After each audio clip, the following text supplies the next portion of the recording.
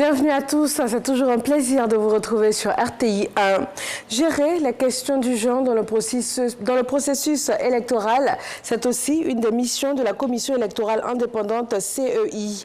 Elle a mis sur pied une commission thématique genre et renforce les capacités de ses membres sur la question.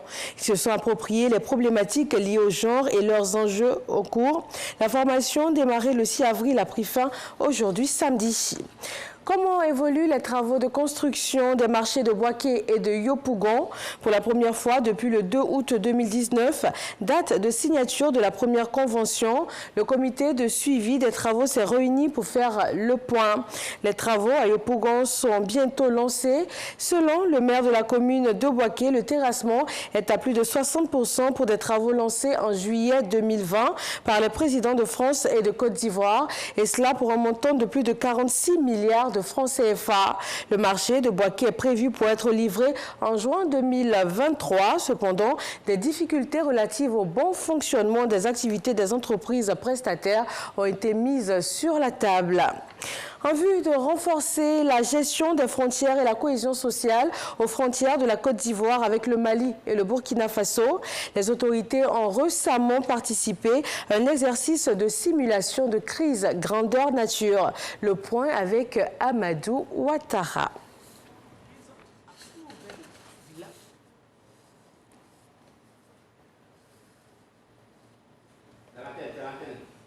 Toutes nos excuses pour cette déconvenue. Nous allons plutôt vous proposer le reportage sur le marché de Boaké, celui de Yopougon qui est en cours de construction. Regardons. D'un coût de plus de 46 milliards de francs CFA financé par l'AFD avec une contribution à hauteur de 7 milliards de francs CFA, le futur marché central de Boaké pourra accueillir au moins 10 000 commerçants.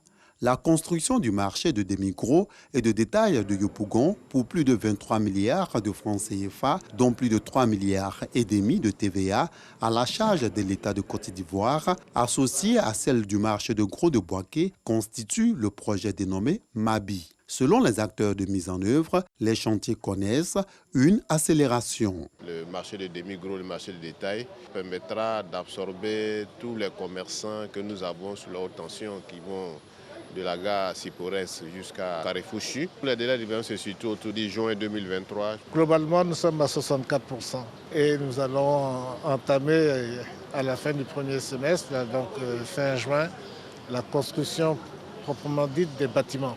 La difficulté principale que nous connaissons au niveau de nos projets, c'est le paiement de la TVA à nos fournisseurs. C'est justement pour mieux appréhender les difficultés liées au bon fonctionnement que les représentants du ministère de l'économie et des finances, ceux du budget, des services déconcentrés ainsi que du ministre de l'Intérieur et de la Sécurité prennent part à cette rencontre. Pour l'Agence française de développement, AFD, la construction de ces marchés vise à créer des infrastructures pérennes, améliorant les conditions de travail des commerçants et de vie des populations. On est très fiers de pouvoir accompagner ces deux projets-là parce que c'est des projets qui ont un impact économique considérable, que ce soit à Boaké ou à Yopougon et même au-delà, puisqu'en fait les marchés ont cette particularité de mettre en lien les territoires urbains avec leur environnement, les campagnes et au-delà même des régions qui vont beaucoup plus loin. Cette rencontre est la toute première du comité de suivi du projet de construction des marchés de Boaké et de Yopougon, CS MABI. Ce comité a été créé en décembre 2020. Voilà, merci Amadou Ouattara pour ce point sur les projets de construction des marchés de Boaké et de Yopougon. On parle maintenant des élections présidentielles au Bénin. Ce sera demain, dimanche 11 avril. À quelques heures du scrutin, les blocages de voies par les manifestants anti-talons perturbent l'acheminement du matériel électoral, notamment vers les bureaux de vote du nord du Bénin. En ces derniers jours, la campagne a été marquée également par des tensions et des violences, des mouvements de contestation. Le président Patrice Talon brigue un deuxième mandat. Il fera face à deux adversaires, mais les plus grandes figures de l'opposition n'ont pas pu se présenter. Le Royaume-Uni rend hommage à l'époux de la reine Elisabeth II. Des salves de canon ont été tirées ce samedi midi dans tout le royaume à la mémoire du prince Philippe au lendemain de sa mort à l'âge de 99 ans. Dès vendredi soir, les cloches de l'abbaye de Westminster, où son mariage a été célébré en 1947, ont sonné 99 fois en référence à ses 99 ans. Des minutes de silence sont observées avant les matchs de la Première Ligue de football et le palais de Buckingham n'a pas annoncé les détails de l'organisation des funérailles, mais conformément à ses propres souhaits et en raison de la pandémie de Covid-19, il ne s'agira pas de funérailles d'État. La dépouille va reposer au château de Windsor avant les funérailles à la chapelle Saint-Georges. Au Yémen, les combats entre forces loyalistes et rebelles sont concentrés ce samedi dans les environs de la capitale Sanaa.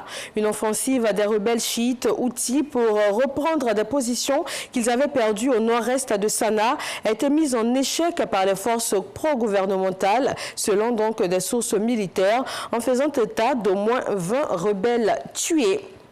Et puis, dans le 20h sur RTI 1, ce samedi soir, nous recevrons pour la page culture la compagnie artistique Tekere Ivoire International. Elle œuvre à faire la promotion de la culture ivoirienne à travers le monde et plus particulièrement dans les pays d'Asie.